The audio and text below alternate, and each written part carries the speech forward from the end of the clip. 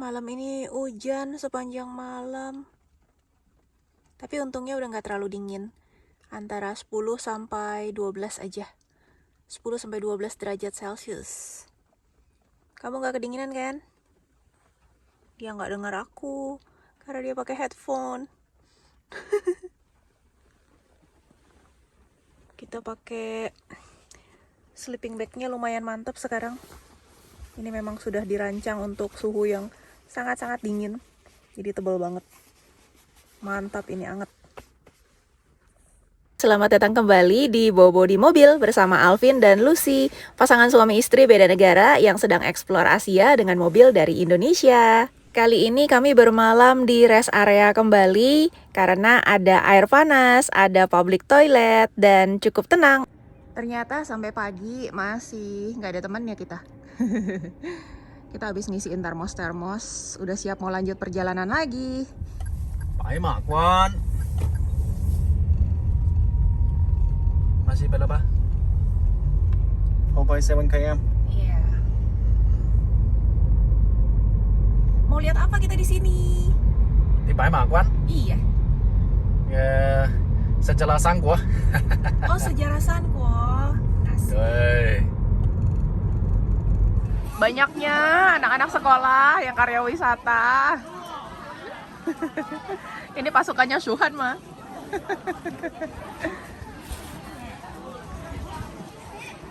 Enak ya belajar di sini, bisa jalan-jalan. Enak ya karya wisata.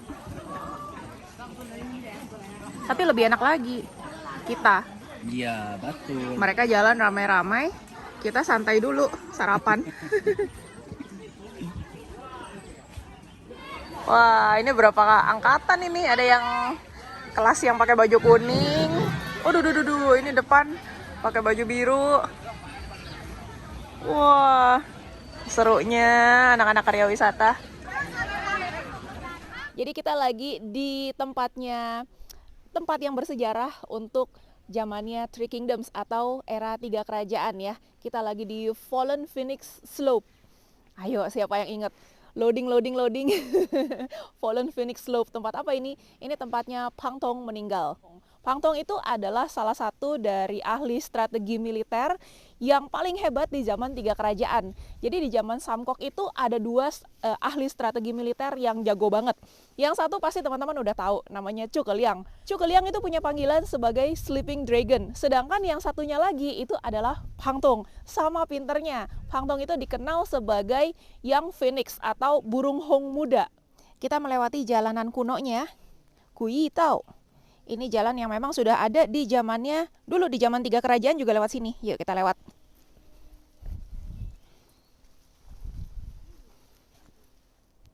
Kita melewati sepenggal jalan kuno lagi. Yuk kita lihat ini patung-patung lagi cerita apa.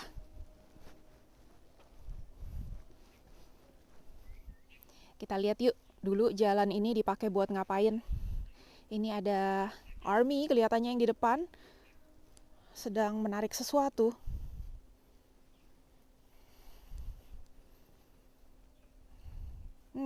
Nggak gitu paham sih ini patung ceritanya mau ngapain. Terus ada kerbau, kerbaunya besar. Oh, kerbau ini bawa panenan, ada buah-buahan, ada pisang, ada anggur, ada apel. Ada anak kecil juga di atasnya. Oh, kerbau dipakai sama petani. Ini apa ini ceritanya? Kirim orang dong. Pindahan. Pergi, bepergian. Cari uang, kirim orang payah, kirim dong. Nah. Iya, ini udah ada luggage, dia mau jalan jauh. Traveling. Ya, mau traveling, mau jalan jauh. Traveling jauh pakai Tapi dia kereta. nggak mau pakai kaki. Rental taksi aja. Oh gitu. Oke, aku sambil lanjut cerita sedikit ya mengenai kenapa panggilannya naga tidur si Chu Keliang sama si Phang Thong dipanggilnya Phoenix yang masih kecil. Jadi mereka itu ternyata scholar-scholar, orang-orang yang pintar. Terus ada panggilan-panggilannya masing-masing lah ya. Nah, si Zhuge Liang dipanggil sebagai naga tidur karena pada saat itu dia udah ketahuan pinter banget, powerful banget, tapi belum dipakai sama orang penting. Jadi kayak talentnya itu masih tidur, belum kepake. Sedangkan si Pang Tong dia dipanggil sebagai phoenix kecil karena meskipun dia masih muda, tapi sebenarnya talent dia juga udah kelihatan. San Kuo, Three Kingdoms, zaman 3 kerajaan. Ini jalannya. Banyak patahan-patahannya ya yang masih disisain, ini jalan tuanya, jalan kunonya. Yang kecil ini yang di tengah-tengah. Kalau yang kiri kanannya udah dilebarin, ini udah jalan baru. Ada lagi guys patahan jalan kunonya. Ini kasih lihat prajurit bawa bahan makanan. Ini bawa grains ya, bawa biji-bijian. Ini untuk asupannya para tentara nih. Kalau perang tentaranya butuh makan toh.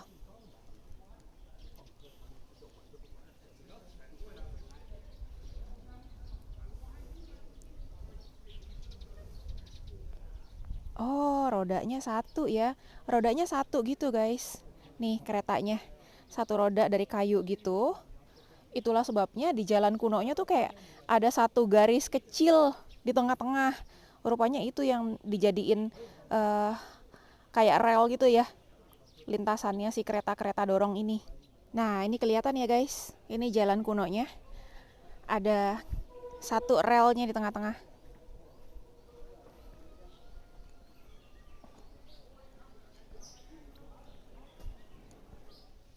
Kalau kita nonton serial Romance of the Three Kingdoms, kita baru ketemu Pang Tong itu ketika Zhou Yu, jenderalnya kerajaan Tongwu itu meninggal. Nah, pada saat Zhou Yu meninggal, itu kan sebenarnya dia tuh kesel setengah mati sama Zhuge Liang dari kerajaan Shuhan. Nah, tapi Zhuge Liang malah datang, terus kayak sebenarnya orang-orang mikir kan ini Zhou Yu meninggal kan sedikit banyak gara-gara si Zhuge Liang juga, karena dia kesal banget kan, si Zhou Yu-nya kesal banget sama Zhuge Liang. Tapi kok beranian gitu datang, nggak takut dibunuh. Terus Zhuge Liang datang, terus dia kayak sedih banget, dia kayak meratap banget di depan kuburannya, depan petinya Zhou Yu, terus bikin puisi lah apa segala macam. Nah, terus si Pang Tong ini sebenarnya temenan sama Zhuge Liang, jadi kayak mereka belajar sama-sama gitu kan, kayak teman seperguruan lah. Nah, terus dia bilang sama Zhuge Liang, apaan sih lo yang bikin orang kesel sampai mati, tapi lo kayak pura-pura sedih gitu. Terus Zhuge Liang akhirnya ketemu sama teman lama si Pang Tong gitu. Terus si Zhuge Liang mikir kan, kalau seandainya si Pang Tong ini kerja buat Tongwu atau kerja buat Cao Cao, bahaya nih, karena sama pinternya sama dia kan. Jadi lebih susah untuk ngelawannya. Mendingan si Pang Tong ini kerja juga buat Liu Bei, sama-sama buat kerajaan Shuhan gitu. Terus dia bikinin surat rekomendasi kasih ke Pang Tong. Dia bilang, Pang Tong, udah lo daripada kagak jelas gini, mendingan lo kerja buat Liu Bei deh gitu. Nah, tapi si Pang Tong itu dia sebenarnya tinggalnya di Tongwu, di areanya Sun Quan. Tapi Sun Quan itu nggak mau mempekerjakan si Pang Tong karena apa ya, mungkin tampangnya, terus tukang minum juga, jadi kayak kurang meyakinkan. Padahal salah satu menterinya Tungwu itu udah merekomendasikan banget si Lusu itu udah merekomendasikan banget ke Sun Quan, ini nih orang bagus nih, orang pinter nih. Terus udah ketemu juga, tapi memang si Pang Tong itu mungkin pembawaannya juga kurang kali ya, jadinya dia pinter tapi mungkin penampilannya kurang meyakinkan, terus ngomongnya juga mungkin kurang enak atau gimana. Pokoknya nggak klik lah sama Sun Quan-nya nggak mau. Akhirnya dia jalanlah ke arah kerajaan Shuhan, ketemu sama Liu Bei. Tapi Liu Bei juga dia lihat kayak apa ya, kayak kurang meyakinkan juga. Akhirnya si Liu Bei cuma kasih dia role yang nggak penting, suruh handle satu kota kecil. Udah. Nah, terus selama 100 hari si Pang Tong ini dikasih role tersebut, dia nggak ngapa-ngapain, dia nyantai aja, minum, mabok nggak kerja. Akhirnya kan banyak komplain tuh ke Liu Bei, ini si pejabat ini nih, kagak ngapa-ngapain nih, cuma minum-minum doang. Akhirnya Liu Bei kirim Chang Fei dong. Chang Fei datang nih samperin. Lo udah 100 hari nggak ngapa-ngapain. Gimana kerjaan nggak beres? Terus kata Pang Tong, cuma urus kota segini kecil doang, gampang lah, mana kerjaan yang belum beres ini, bawa sini gitu. Ternyata dalam setengah hari dia beresin semuanya perfect, sehingga si Chang Fei sendiri juga terkagum-kagum. Dan akhirnya Chang Fei laporan dong ke kakak angkatnya, ke Liu Pei, ini orang bagus banget nih, dia kasih tahu kerjaannya semuanya udah beres apa segala macam. Akhirnya Liu Pei tergopoh-gopoh, padahal waktu itu anaknya lagi sakit. Jadi istrinya kirim pesan, kasih tahu ini anaknya sakit nih, buruan pulang gitu. Tapi dia nggak pulang, dan di situ Pang Tong jadi terenyuh juga, dia ngelihat keseriusannya Liu Pei. Jadi dia respect juga sama Liu Pei. Nah dari situlah akhirnya si Pang Tong itu diangkat jadi Director General juga. Jadi posisinya itu sama kayak Zhuge Liang, jadi ahli strategi juga. Nah ini kita sudah sampai di Fallen Phoenix Slope. Ini adalah tempat meninggalnya Pang Tong, dan tempat dia menunjukkan kesetiaannya pada kerajaan Shuhan, kepada Liu Pei ya. Jadi Pang Tong meninggal di sini. Di sini dibikinin monumennya. Tapi sebenarnya bukan kuburan aslinya di sini. Nah, ini.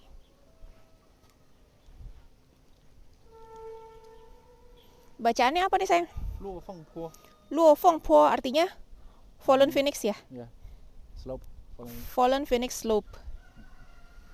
Jadi ceritanya dulu Pang Tong itu dia kasih strategi ke Liu Pei untuk take over Riverlands. Itu di episode berapa ya? 65. Episode 65. Ya, di serialnya Romance of Three Kingdoms. Jadi dia kasih 3 strategi ke Liu Pei. Strategi pertama adalah udah hajar aja si Liu Chang ya.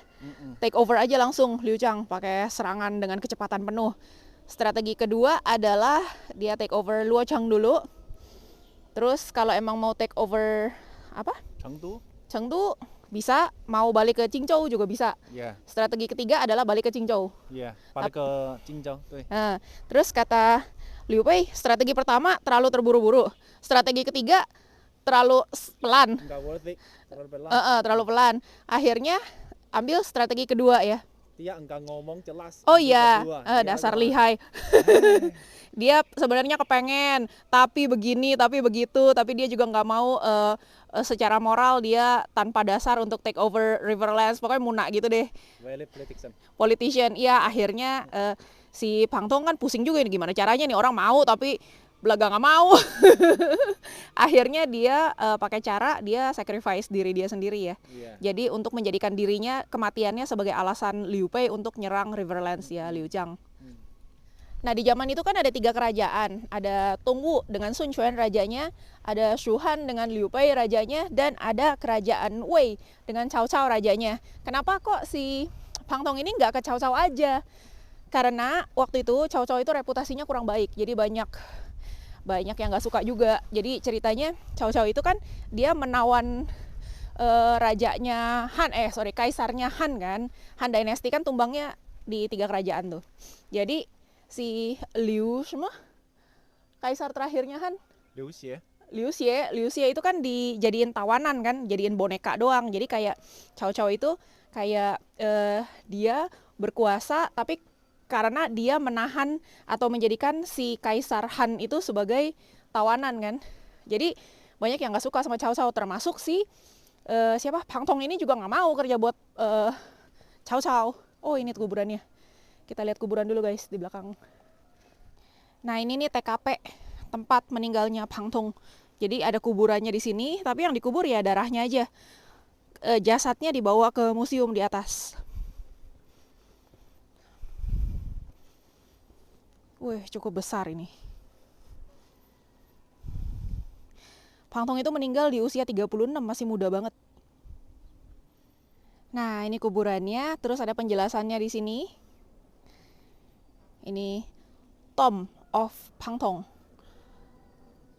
On the Fallen Phoenix Slope, di sebelah utaranya Pang Tong Ancestral Hall. Awalnya dari tanah aja, sekarang udah ada tumpukan-tumpukan batunya. Tingginya 3,5 meter, diameter 9,5 meter. Area yang di cover 60 meter persegi. Weh, ini 2-3 kalinya apartemen di Jakarta. Jadi tomb, jadi kuburannya Pang Tong. Dia meninggalnya itu dijebak sama Changren di Fallen Phoenix Slope. Jadi memang nama areanya ini Fallen Phoenix Slope. Terus dia juga kebetulan panggilannya kan Young Phoenix. Pas banget ya. Young Phoenix meninggal di Fallen Phoenix Slope.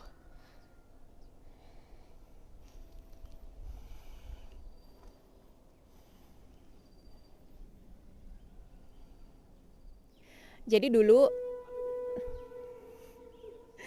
dulu di Longchong itu si Zhuge Liang kasih strategi ke Liu Bei untuk memulihkan kembali kekaisaran Han. Itu yang pertama harus taklukan Qingzhou, yang kedua harus taklukan Riverlands, daerah Yi ini. Nah, Riverlands itu di bawah kekuasaannya Liu Zhang. Nah, terus orangnya Liu Zhang itu kan ada yang namanya Changsong. Ingat nggak yang kita kunjungi di Tujiangyan yang di bendungan itu ada pohon yang ditanam sama Changsong. Nah, itu Changsong yang bikin peta, dia kasih ke Liu Bei. Nah, terus si Pang Tong ini untuk bikin si Liu Bei punya alasan untuk take over Riverlands karena Liu Bei kan nggak mau berhubung sama-sama Liu, sama-sama marganya sama. Jadi dia kayak ya nggak gitulah, masa gue take over yang bukan hak gue gitu. Sama kayak waktu dia disaranin sama Zhuge Liang untuk take over Qingzhou juga dia kan alasannya sama, nggak bisa gitulah kan. Si Liu siapa yang di Qingzhou, Liu Qingzhou itu yang akhirnya meninggal, terus dia mau kasih Liu Qingzhou. Jingseng. Hah? Liu Jingseng Liu Jingseng kayaknya ada nama pendeknya deh. ada mah. Ada. Jadi dia mau kasih Qingzhou ke Liu Bei, tapi Liu Bei nggak mau gitu. Terus kata Zhuge Liang, lo nggak mau juga Cao Cao mau gitu. Jadi tinggal pilih aja deh gitu. Tapi akhirnya kan memang jatuh juga ke tangannya Liu Bei, si Qingzhou. Nah, begitu beres urusan Qingzhou, itu kan strategi pertama Longchong. Strategi keduanya itu menaklukkan ini Riverlands. Baru yang terakhir taklukin yang di utara ya, Wei ya, gitu. Terus tapi again lagi-lagi si Liu Bei ini Pu Haoise, dia nggak mau taklukin karena sama-sama Liu gitu kan. Nah tapi ternyata pada saat Liu Chang yang berkuasa di daerah sini, daerah Chengdu, Sichuan ini, dia diserang sama Changlu ya. Changlu ya, sama Changlu. Dia nggak bisa lawan kan, dia minta tolong tuh sama Liu Bei. Nah udah ditolongin sama Liu Bei, ternyata si Liu Bei-nya kan diem aja di situ, nggak balik lagi ke Qingzhou. Jadi orang-orangnya si Liu Chang ini kasih saran ke Liu Chang, katanya udah kurangin aja makanannya. Jadi kalau mau usir kan gak sopan. Kita udah minta tolong dia datang buat tolongin kita perang. Sekarang musuhnya udah pergi, masa kita suruh dia pulang gitu. Tapi kalau nggak disuruh pulang, dia lama-lama populer dan akhirnya jadi penguasa di situ gitu. Malah take over dia punya area gitu. Jadi kayak gimana ya? Akhirnya yang tadinya dijanjiin makanan akan dikasih gitu kan si Liu Bei datang jauh-jauh dari Qingzhou kan harus dikasih makanan dong untuk tentara-tentaranya dong supaya dia bisa ngebantuin Liu Chang ngelawan Changlu. Tapi ternyata begitu Changlu pergi ya gitu balasannya, makanannya dikurangin, jadi kayak ngusir secara halus.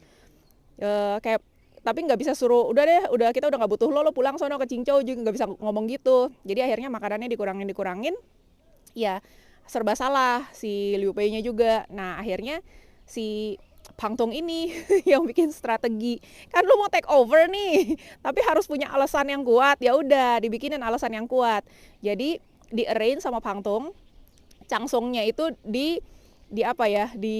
dikhianati lah. Jadi si Changsong kan memang ada kerjasama sama Liu Bei, terus supaya si Changsongnya ini kena jadi si Pang Tong kirim surat belaga salah alamat ke seberang rumahnya Changsong, tapi sebenarnya saudaranya Changsong gitu. Nah akhirnya si saudaranya Changsong ini siapa namanya, Changsu ya. Changsu ini kan takut jadinya, wah gila ternyata saudaranya kerjasama sama Liu Bei nih. Jadi dia laporin dong ke bosnya, ke atasannya, ke Liu Chang. Akhirnya dieksekusi lah. Nah terus si Changsung dieksekusi, Changsung tuh yang bikin peta ya, bikin peta Yi. Dieksekusi, kepalanya dikirim ke Liu Bei. Liu Bei nyamper dong ke itu praying. Ada yang lagi doa. Ada oma-oma lagi doa. Ya, Coba nggak paham bahasa dia tuh. iya, biarin dia doa dulu. Nah, pada saat nyamper ke Riverlands itu mau ketemu sama Liu Chang. Nah, itu di jalan sebenarnya si Pang Tong itu tahu mereka bakalan diambush, bakalan dijebak di perjalanan. Tapi dia mau kasih alasan Liu Bei untuk take over Riverlands kan. Jadi dia jadi umpan. Dia minta Liu Bei untuk pinjemin kuda dia, kuda putihnya. Akhirnya yang jalan duluan kan si siapa? Si Pang Tong. Disangka dia itu Liu Bei, jadi dia dibunuh. Nah, Direktur Jenderalnya dibunuh, tentu saja Liu Bei jadi punya alasan untuk balas dendam, untuk menyerang Riverlands. Jadi kayak gitu. Jadi untuk dapetin Riverlands itu Pang Tong mengorbankan nyawanya sendiri. Bagaimana kesan kamu? Aku rasa the brotherhood, kind of brotherhood, very deep between them, between Pang Tong sama Liu Bei. Kenapa nih? Karena di Mandarin ada satu saying, 士为知己者死. Maksud itu a person can die for his very good friends. Maksud itu. Karena si Liu Bei sangat paham Pang Tong, so dia Pang Tong rasa very grateful, so dia willing to mati buat Liu Bei to fulfill the goal. Oh my. Untuk mencapai impiannya Liu Bei, dia bersedia mengorbankan nyawanya gitu ya. Ya, sama juga yang juga sama kan. Dia even though mati masih lawan terus. Iya. Masih siapin banyak strategi setelah kematiannya ya. Really grateful, mereka really grateful to Liu Bei found them and then give platform them to perform their talent. I see. Oke. Dari kunjungan kita ke sini hari ini sih aku senang banget ngelihat jalanan ini masih ada. Jadi bukan cuma di movie doang, tapi memang jalanannya ini, jalan kunonya ini benar-benar masih ada, nggak ditimpa aspal, nggak diapain, masih ada. Terus suasananya juga kayak kiri kanan masih hutan-hutan. Aku tuh masih bisa nge-relate sama apa yang kita nonton di movie. Iya. Dan itu jalanan aku cek more than 2003 years ago built. Gila. 2000 tahun lebih yang lalu. Oke, berarti masih zaman-zamannya Qin, jangan-jangan Qin Dynasty ya? Sebelum Qin. Even before Qin? Iya. Gila, masih awet sampai sekarang, nggak ketutupan. Kayak aku suka lihat YouTube gitu kan, kota-kota tua udah tertimbun tanah, udah digali-gali baru ditemuin gitu. Ini jalanannya tuh masih bisa pakai lah. Masih bisa dipakai, nggak rusak sama sekali. Sebenarnya orang dari zaman dulu mereka bikin palangnya bisa very long time ya. Iya, awet. Very long time, namun itu kualitinya luar biasa. Iya. Terus di zaman itu udah bisa bikin jalanan batu gitu loh. Sekarang aja jalanan aspal kan gampang bompel, gampang rusak kan. Iya. Ini jalanan batunya tuh gila, kalau umur 2000 tahun lebih masih bisa dipakai kayak gitu. Iya, luar biasa. Cuma aku agak sedih sih sama Pang Tong. Maksudnya dia kan gak lama kan serve-nya, cuma sebentar aja. Pegel. Tukeran yang megang HP. Jadi HP-nya gede soalnya. iPhone 12 Pro Max gede, berat. Jadi aku sedihnya sama Pang Tong itu kenapa dia semudah itu ngorbanin nyawanya. Jadi nggak banyak cerita tentang dia kan pinter banget, very talented gitu. Jadi nggak panjang ceritanya, kita cuma tahu dia baru serve, baru first mission, ikut Liu Bei ke Riverlands, udah langsung jadi korban.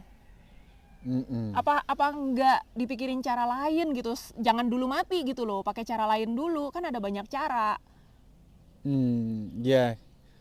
Mungkin kalau pakai rencana dia, kalau pakai orang biasa, kayak yang general biasa, mungkin itu alasan belum cukup kuat to lawan balik ke Liu Chang sih. Oh, dia memang Liu Bei butuh alasan yang kuat banget untuk take over the whole country ya. First all need to overcome Liu Bei's obstacles in the heart, in the mind, in the otak. Second, need to make orang all over the world convinced. Yeah. Ya, Liu Bei memang ada layak, alasan ya. memang layak do it. untuk take over Riverlands. Oke. Just for the land. Ya, zaman dulu. Another thing I think is for the very very talented people, we not easy to know what they think. Iya, udah beda kelas Kayak pemikirannya. kayak Einstein, we don't know what he think. Dan Okay. for Pang Tong, Mm-mm. so smart. Mm-mm. I think very difficult to find one who knows him. I think so. I guess so. Iya. Oke. Yeah, Yo tahu li. yeah, makes sense ya. Okay. Nah, di sini ada gerbang kota kuno. Cuma rame banget, ntar ya kita kesananya ya. Banyak anak-anak sekolah. Coba Koko Alvin boleh tolong dijelaskan? Iya, yang tadi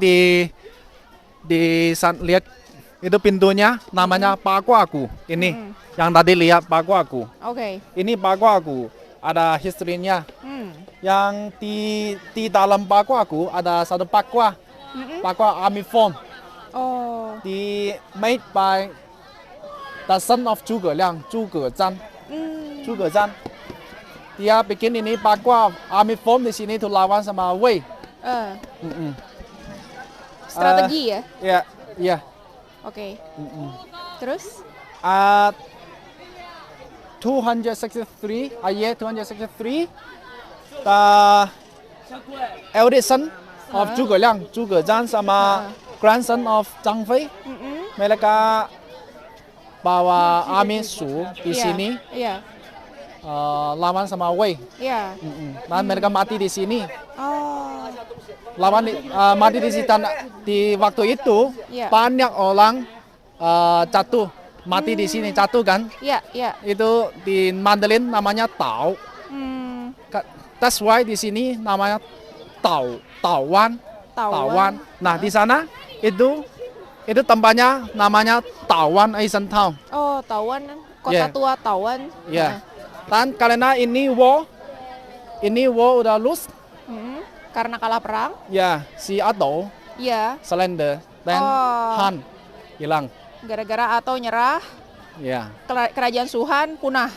iya. Iya, digantikan sama pemenangnya ya. Iya, Sama, kasihan banget. Ya, Wei. Tapi Wei sendiri akhirnya digerogotin dari dalam jadi Qin kan? Qin Dynasty, right? Tuh, ya. Iya, iya, iya. Tapi kerajaan Shuhan itu punahnya karena si Atau anaknya Liu Bei. Aku agak-agak gemes, harusnya Zhuge Liang take over aja dulu ya. Iya. Udah tahu Kalau anaknya buat kayak gitu. buat history buat orang sini, sebenarnya yang Zhuge Liang take over paling bagus sih, paling cocok sih. Iya kan.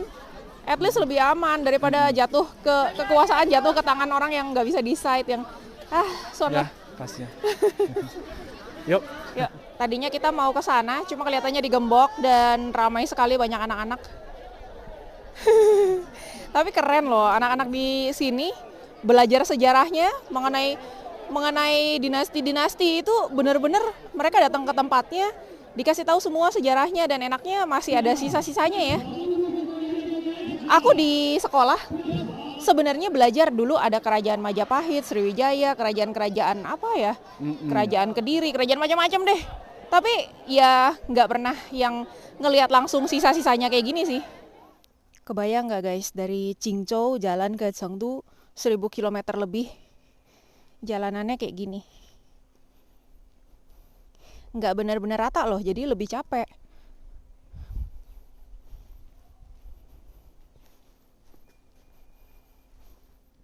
Tadi kita masuk ke Ancient Road dan kuburannya Pang Tong itu free of charge guys. Sekarang kita mau masuk ke tempelnya, tempel untuk Pang Tong. Ini masuk sini bayar 25 renminbi, sekitar 60.000 seorang. Ada tiketnya. Tiketnya beli di tiket office depan sana tuh. Ini kita udah beli tiketnya 2. Mari kita masuk. Dari pintu masuk kita langsung sampai depannya persis ini kuburannya Pang Tong. Nah, ini jasadnya yang aslinya ya dibawa ke sini. Oh, di sini even bigger.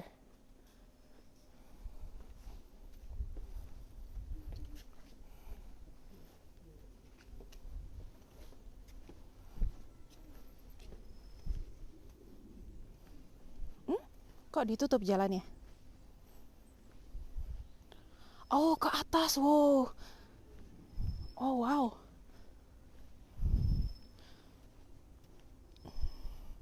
Apa bacaannya sayang? Pangtong Simu. Loh, ada Changfei Hall di kanan, tapi Tutup. ditutup. Di kanan ada hallnya Changfei. Cuma bisa lihat Pangtong aja sekarang. Iya, Pangtong Yap, aja. Oke. Kita naik. Lagi maintenance Changfei Hall. Oh, lah, yang kita ke Changfei Temple itu juga maintenance yang di Chongqing. Mungkin Changfei nggak cocok sama kita. 2 kali nggak tabat. Jangan gitu ah. Meskipun dia tukang mabok, tapi aku masih suka ketawa-ketawa kok nonton dia. Oh, oke. Tinggi juga. Katanya setelah Wih, yuk ini luar keliling. biasa tingginya. Katanya setelah Pangtong mati, Changfei sering datang sini ngobrol sama Pangtong. Ya ampun, kasihannya. Kok merinding aku dengernya. Changfei suka minum, Iya Pangtong juga betul. suka minum. Iya, dan dua-duanya agak-agak nakal ya. Iya.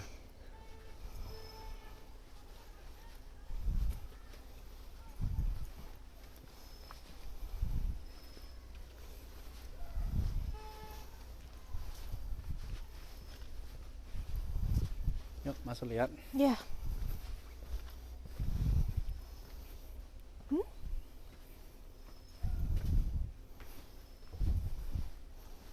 Oh ini kumpulannya. Oh. Oh, cantiknya. Cantik banget.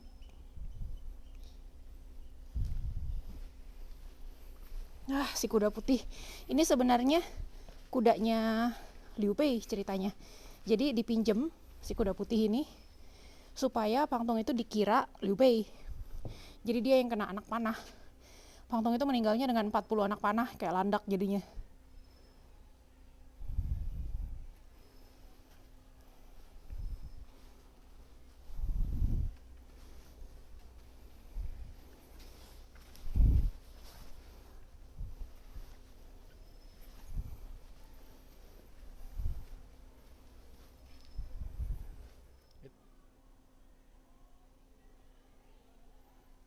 Cantik sekali ya bongnya.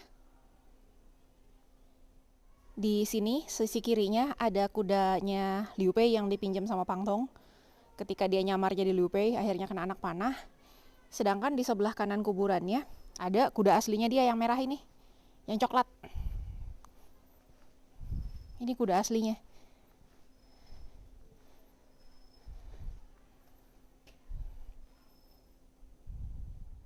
Salah satu bentuk loyalitas di seberang tomnya ada patungnya Pangtong.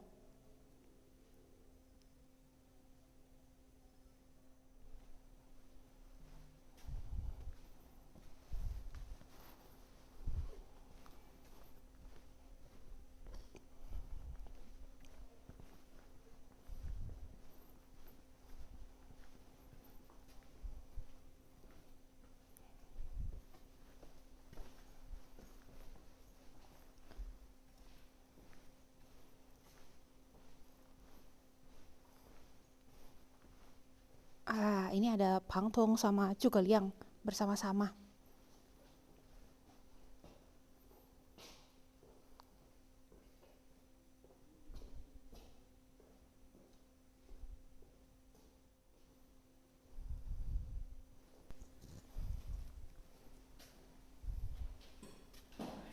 Ini ada penjelasannya. Oh, oke. Ya, ini dulu cuma only for worship Pangtong. Dan Di Ming Dynasty mereka taruh Zhuge Liang di sini as well. together karena mereka sama-sama Director General ya. Ya.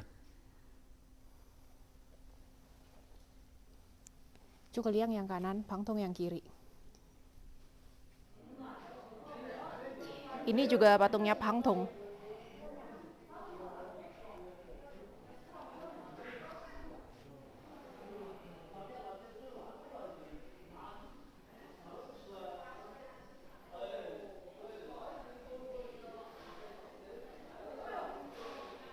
Banyak lukisan di dalam sini ya. Ya. Ada cerita apa nih? Mulai dari kiri. Oke. Ini ceritanya yang Pang Tong. Dia adalah orang Hubei. Orang Hubei. Yeah. Nowadays Hubei. Di sini adalah bilang when Pang Tong was kecil, dia diligent and suka study. Oh, rajin belajar waktu kecilnya ya. Looks stupid but very smart. Oh, oke. Kelihatannya kayak anak kurang pintar. Yeah. Tapi sebenarnya sangat pintar. And his uncle, Pang Degong, really like him. So give classes to him by himself, Pang Degong. Oh, diajarin langsung sama omnya ya. Yeah, omnya dia famous at that time. Oh, gitu. Dan di sini cerita ini di 195 year, Zhuge Liang sama uncle dia, Zhuge Xian, pindah ke Jingzhou. Dia belajar dari Sima Hui. Zhuge Liang belajar Sima Hui. Then next year, masih itu year 196. Zhuge Liang's second sister married to Pang Tong's elder brother. Oh, Pang sebenarnya Zhangyin. saudara lah ya hubungannya jadinya ya. Yeah. Tadi gitu, Zhuge Liang ada bisa belajar dari Pang Degong dan my friends with Pang Tong. Oh ya, jadi teman. I see. Oke. Quite related ya. That's why ketika ketemu di Tungwu, mereka udah kayak teman lama aja. Iya. Langsung akrab. Di sini masih ada. Di sini cerita si Yang atas. Ya, yang atas. Si Pang Tong suka encourage others. Oh, oke. Dan Zhuge Liang suka belajar, not so into encourage others people. Iya, beda. So si Pang Degong, si uncle-nya Pang Tong bilang, Zhuge Liang ada sleeping dragon. Pang Tong adalah young Phoenix. Iya, iya, dikasih nama ternyata sama Pang Degong ya. Iya. Dan ini when Pang Tong was 18 years old, dia visit Sima Hui. Sima Hui yang teachernya Zhuge Liang. Hang on, Zhuge Liang itu kan sempat fight akhirnya sama Sima Yi. Sima Hui itu siapanya Sima Yi? Enggak ada hubungannya. Enggak ada hubungan, sama-sama Sima aja. Karena Sima Hui dia orang di Jingzhou. Oh, oke. Beda. Beda, sedangkan Sima Yi dia diambil sama Cao Cao masuk Wei ya. Ini bilang Sima Hui lagi di pedit daun di gunung. Dan ketemu sama Pang Tong, mereka dua orang ngobrol sampai sepanjang hari sampai deep night, very late night. Dan Sima Hui rasa very special. So dia bilang Pang Tong jadi the top in Nanzhou. Sama-sama orang pinter kalau ngobrol nyambung ya. Iya, satu kali lihat ketemu udah ngobrol panjang kayak Zhuge Liang ketemu sama Liu Bei. Cek ya?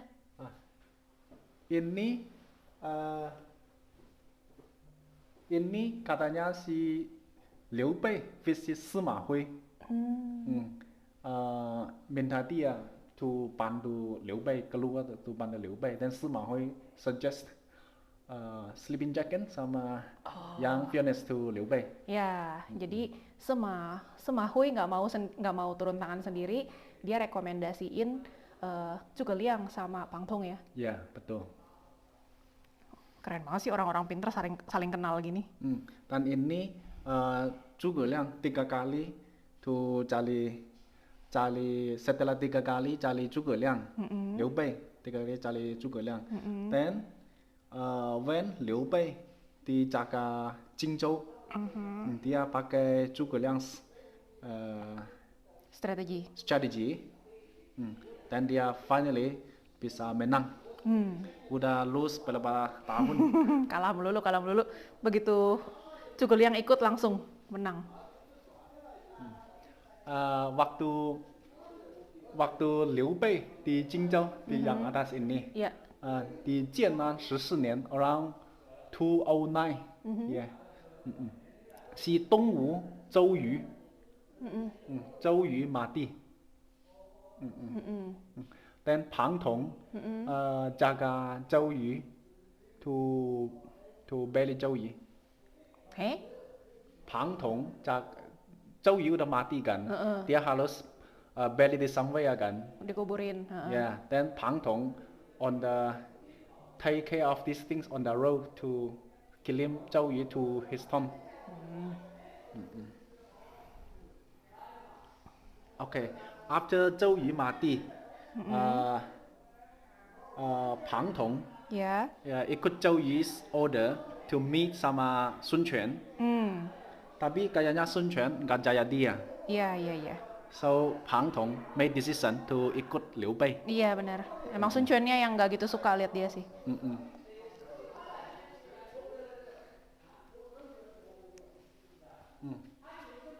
Ini katanya waktu si Pang Tong keluar on the way to Jingzhou, Sun Quan's big general and advisors ada 3 orang, Lu Ji, Gu Zhao, Quan Zhong 3 orang bilang to Pang Tong, yeah, you looks like a very bad horse, but if you have a chance, you can run super fast. Tapi udah gitu doang. Ya, gitu doang. Maksud kalau tadi zaman dulu udah ngomong sama gini, udah bilang mereka really suka yang orang itu. Oh gitu. Karena orang China not so Direct. Mereka lebih puitis. Iya. Belibet kalau ngomongnya. Iya. Gitu. Udah ngomong sama gini udah sangat suka lah. Ini? Ini di 210, year 210, Pang Tong goes to Liu Bei. Tapi when he first lihat Liu Bei, dia nggak bye-bye, nggak kelihatan not polite to him. Iya. So Liu Bei kasih dia kerjaan yang jauh ya, suruh urus kota kecil itu ya. Iya, betul. Okay.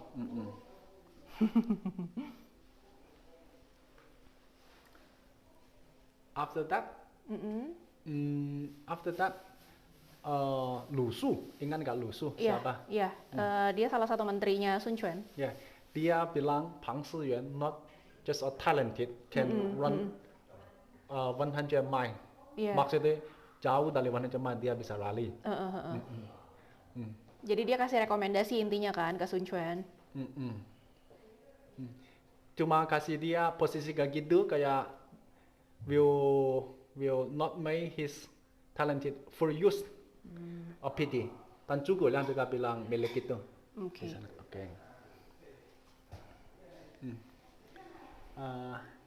Di atas masih ada sedikit. Maaf. Cepet dong, baterai mau habis nih. So akhirnya Liu Bei finally karena Lu Su sama Zhuge Liang juga bilang gitu, dia minta ketemu Pang Tong, then talk long time, then finally bikin dia same level like Zhuge Liang jadi general advisor.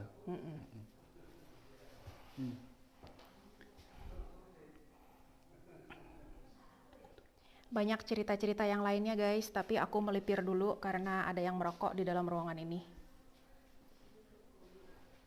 Banyak banget sebenarnya cerita-ceritanya, tapi semuanya hanya dalam bahasa Mandarin guys. Jadi kalau datang ke sini, bawalah orang yang bisa translate. Ini baca satu-satu ceritanya, seru juga. Ini Ancient Road guys, menuju Xi'an. Nah, di sini ada keterangannya Ancient Post Road. Kaiming Dynasty in Ancient Shu memerintahkan 5 orang kuat untuk membangun jalan ini menuju ke Xi'an City. Dulu bilangnya Chang'an, sekarang Xi'an. Total 910 km. Wow. Nah, ini Ancient Road-nya. Tadi aku baca di situ 5 strongmen sayang.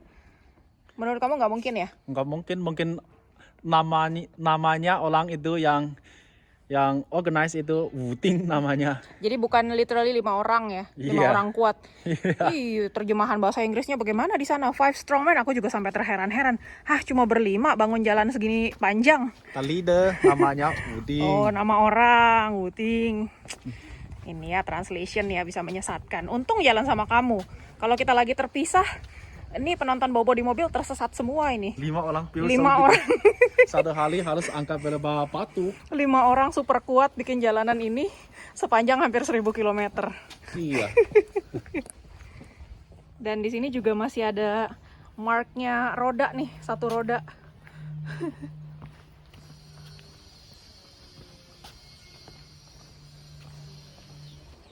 Ternyata inilah rasanya berdiri di atas gerbang kota ya. Iya. Kita bisa lihat ke bawah loh.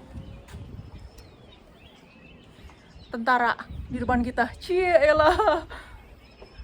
So demikian eksplorasi kita ke daerah Baimakuan. Kita ngelihat tempat yang bersejarah, tempat Pangtong membuktikan loyalitasnya Ya. kepada Liu Bei dan kerajaan Shuhan.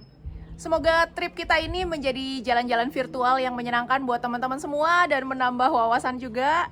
Kalau teman-teman suka dengan bahasan sejarah seperti ini, bisa support kami di Buy Me a Coffee atau PayPal, linknya ada di deskripsi di bawah ini. Berikutnya kita akan explore lagi tempat-tempat yang lain, stay tune, ingat subscribe dan aktifkan loncengnya biar nggak ketinggalan jalan-jalan seru berikutnya. Terima kasih sudah nonton, sampai jumpa di video besok, bye! Bye bye.